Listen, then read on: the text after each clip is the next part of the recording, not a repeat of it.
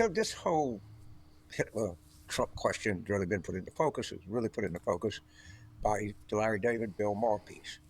And I really want to address this in a serious way. So I listened to Polish 124 on the satellite, and Michael McConish, who's a guy I go to the show, he's very personal guy. He's a Philadelphia guy. He said, "Well, he's not. This is you may not like Trump, but he's not Hitler and shouldn't be treated that way." Okay. Well, this is my question to Michael McConish: do we wait until he's Hitler? At what point do you say this guy is a threat to whatever? And by the way, if I want to have people on the show and talk about this, you could have our friend Ann Applebaum, or you could have Timothy Snyder, the great historian at Yale. I could recommend 10 people that Congress could have on the show and talk about authoritarianism, totalitarianism, and how does it triumph? Because it is pointed out, as Larry David did so brilliantly, and as people say, or I'm going to quote the great Barney Fife, nip it in the bud. That's what I say. Nip it in the bud. Don't wait. And one more point I would make to the defenders of all of this: what did Trump's first wife say the reading material on his night table was? I can tell you, Mein Kampf. It's German for my struggle, which is you couldn't read it if you actually tried to read it, and you just can't. It's insightful. But I would assign it to my students, but I don't want to bore them to death. But what you put on your night table. I used to put Playboy magazine on my night table. I never thought about putting Mein Kampf on there. So this is the angle that they're. I think that Carville's a bit. They go to him for like he's like the shock jock of the Democratic Party.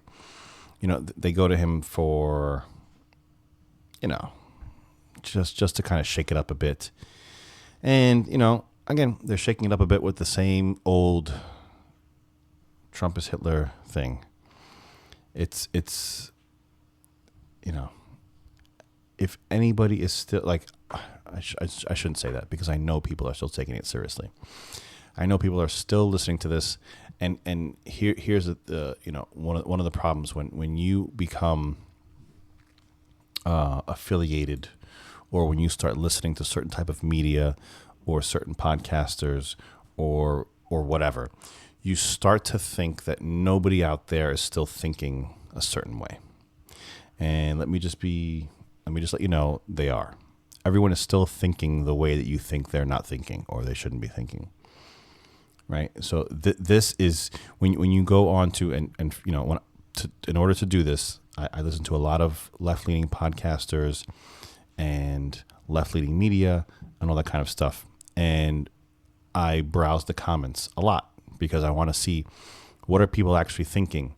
And I have a lot of left-leaning friends, and I talk to them to see what they're thinking, and they give me ideas because I'm trying to dispel these things where especially people on the right, everyone's in their echo chamber. Everyone's in their own little bubble.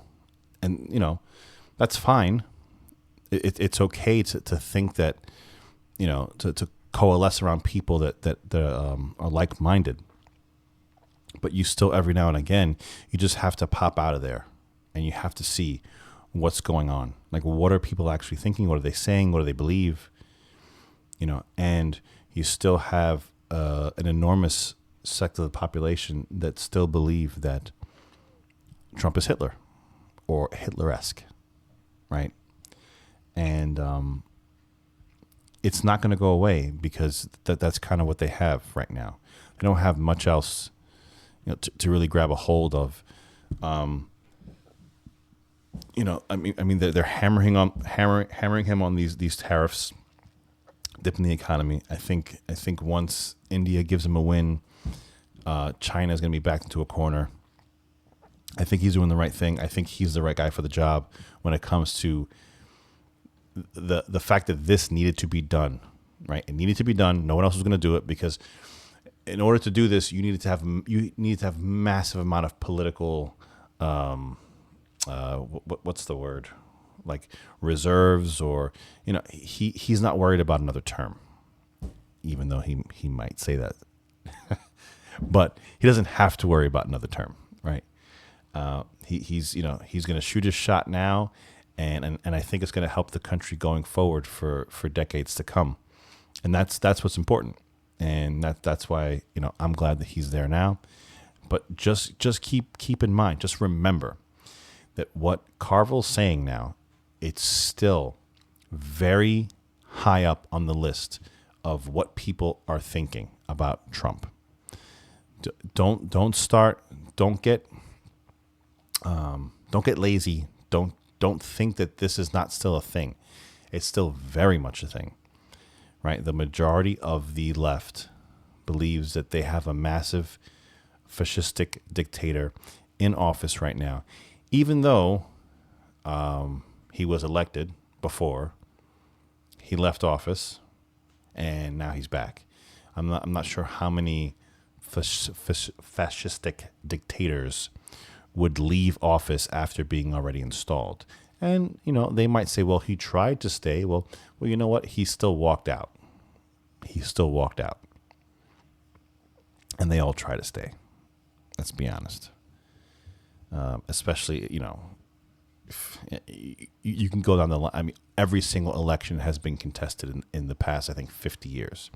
There has been someone out there saying whatever, to some shape, form or fashion, they've contested it.